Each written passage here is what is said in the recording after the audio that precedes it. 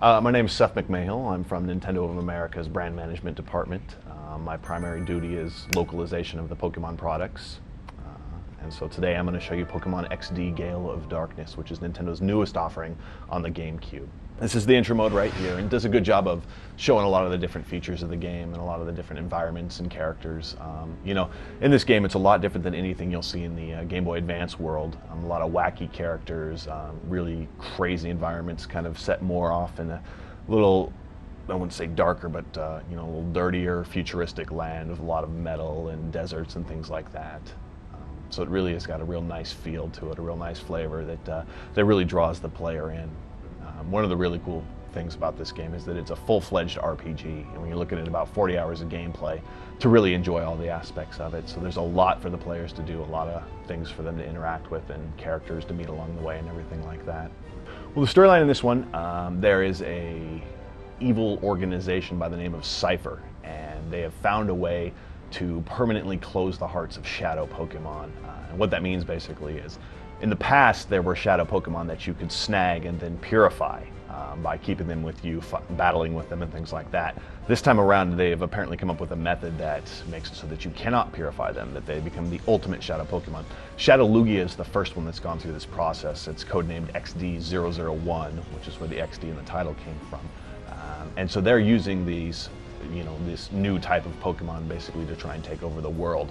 So they use Shadow Lugia to hijack a cargo ship full of Pokemon and take it off to an unknown location. And what they're planning on doing is taking all of these Pokemon, turning them into this new type of Shadow Pokemon, and then of course taking over the world.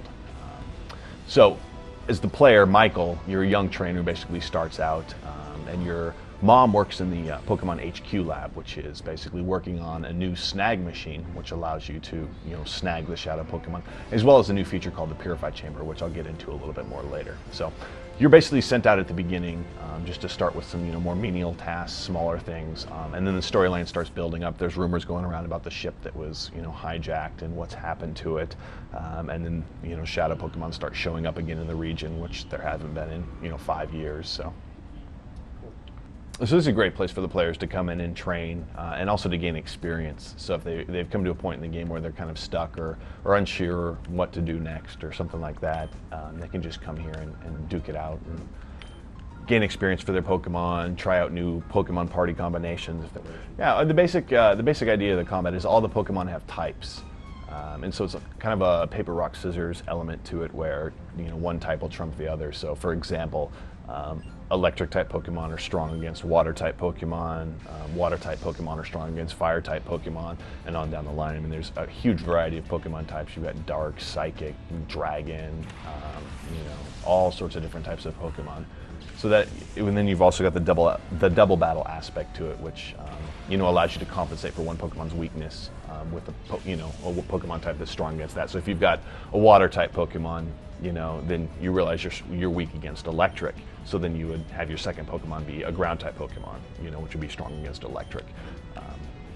So the basic idea is you have each Pokemon, and the RPG aspect really comes into play with the Pokemon themselves. The character or the player that you are doesn't actually go up in levels. It's the Pokemon that go up in levels and learn new moves and gain experience from all the battles that you go in. And as they grow up on the experience chain, some of them will evolve into the next evolutionary form of that Pokemon. Others will stay at the same level, but they'll always learn new moves as they go along and basically become more powerful. All right, so I've loaded up some particularly nasty Pokemon. One of the cool things about this game is that it's got the 3 legendary birds, Articuno, Moltres, and Zapdos in it. And they appear as shadow Pokemon that you can actually snag and purify.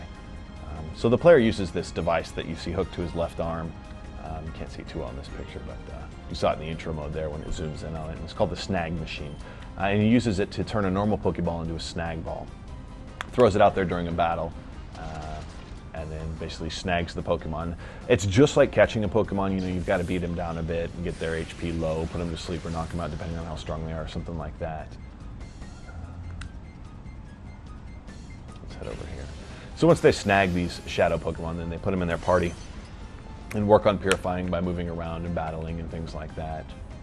Let's see if we can't get in.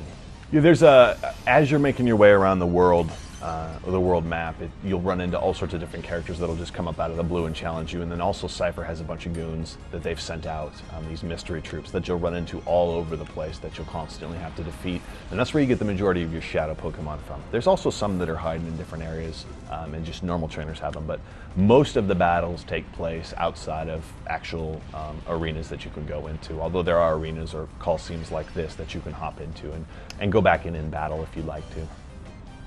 There's some new moves in the game too that the Shadow Pokemon have.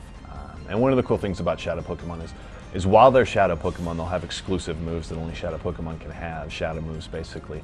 And one of the downsides is that they can't necessarily gain experience, although they will get it, it won't really be applied to their level until after you've purified them. And that goes for the same with learning new moves.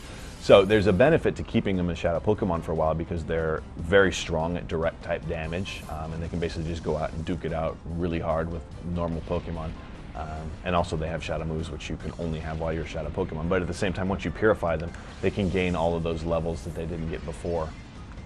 And basically automatically goes in and just starts, you'll just level up. Basically, once you purify them, all the experience will just get dumped on top of them and they'll just start jumping up in levels, learn all the moves that they may have missed along the way. And there's also a character you can go visit that if you missed moves and didn't realize it, he'll train them for you using the mount battle. I hope you enjoyed my demo, Pokemon XD. It's available October 3rd in all major retailers, and hope to see you there.